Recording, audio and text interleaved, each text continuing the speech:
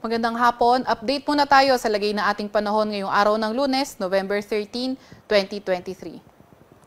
Sa kasalukuyan nga ay itong shear line o amihan yung nakakaapekto sa may northern pati na rin sa may central Luzon. Kaya asahan nga natin yung cloudy skies with rains dito sa may Cagayan Valley, sa may Apayao, sa may Abra, pati na rin sa may Ilocos Norte at pati na rin sa Oriental Mindoro.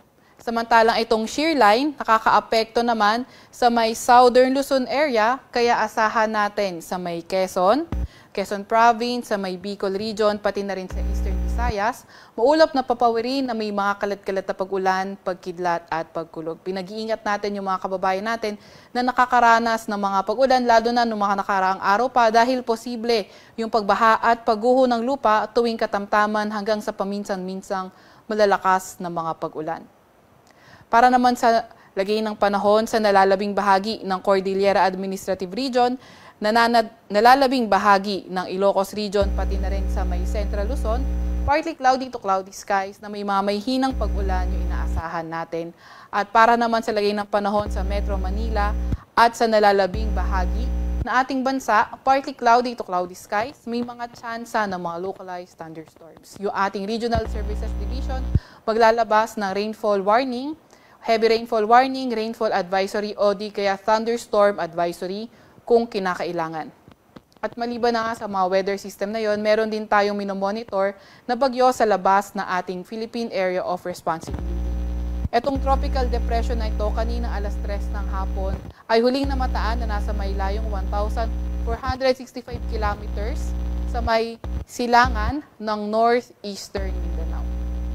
So ito nga yung nakikita nating track, posibleng maging track ng bagyo kung nilabas to kaninang 11 a.m. sa ating Tropical Cyclone Advisory. So dito nakikita nga natin na posibleng pumasok itong bagyo sa ating Philippine Area of Responsibility by late Wednesday o di kaya by Thursday. And pag pumasok ito ng ating Philippine Area of Responsibility, bibigyan natin ito ng local name na Kabayan. So etong area na to, yung enclosed sa black line. So ito yung tinatawag nating cone o di kaya area of probability. So dito, posibleng maglay yung sentro ng bagyo. So since may kahabaan pa yung araw or initial time kasi natin is for today, November 13, then yung paglapit nga is around November 18. So within this area, pwedeng mapunta yung sentro ng bagyo. At nakikita nga natin yung peak intensity o pinakamataas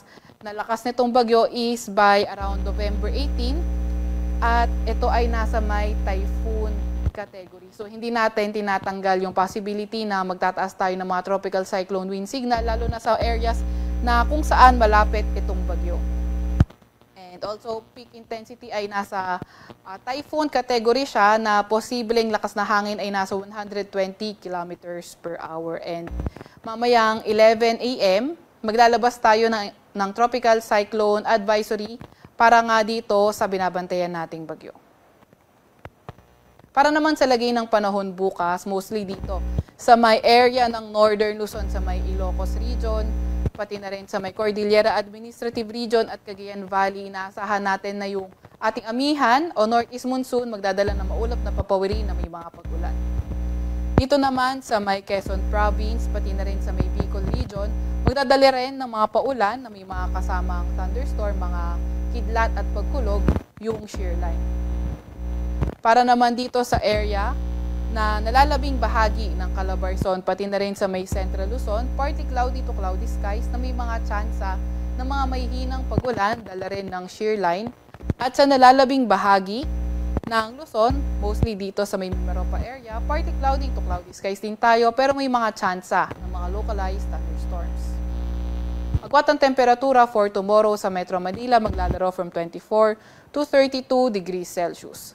Sa may Lawag naman at Tugigaraw ay 23 to 32 degrees Celsius. Sa may Puerto Princesa at Calayan Island, 26 to 32 degrees Celsius. Sa Tagaytay ay 21 to 29 degrees Celsius, 15 to 23 degrees Celsius sa Baguio at 25 to 32 degrees Celsius sa may Legazpi. For tomorrow naman, sa Eastern Visayas, posible pa rin magdala ng mga paulan itong shear line at sa nalalabing bahagi ng Visayas at ng Mindanao, partly cloudy to cloudy skies din naman tayo na may mga tsansa ng mga localized thunderstorms. Agwat ng temperatura para sa Cebu at Tacloban ay 25 to 31 degrees Celsius.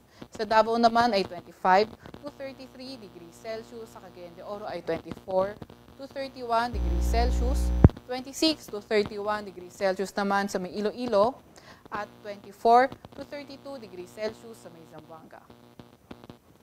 Meron pa rin tayo nakataas na gale warning. Medyo dumami yung areas na meron tayong gale warning. So, particularly dito sa may Batanes area, sa may Cagayan, kabilang na ang Babuyan Island, dito sa may area ng Isabela, sa may Ilocos Norte, Ilocos Sur, pati na rin sa may La Union. So, mapanganib yung paglalayag sa mga, lalo na sa may mga maliliit na sasakyang pandagat. Para naman sa 3-day weather outlook ng mga pangunahing syudad natin, inaasahan natin sa susunod na 3 araw magpapatuloy yung epekto ng amihan at magdadala lamang ito ng mga mahihinang pag-ulan dito sa Metro Manila from Wednesday until Friday. So agwat ang temperatura sa Metro Manila sa susunod na 3 araw maglalaro mula 23 to 32 degrees Celsius. Sa Baguio naman, inaasahan natin na until Wednesday, partly or cloudy skies with rains, yung inaasahan natin.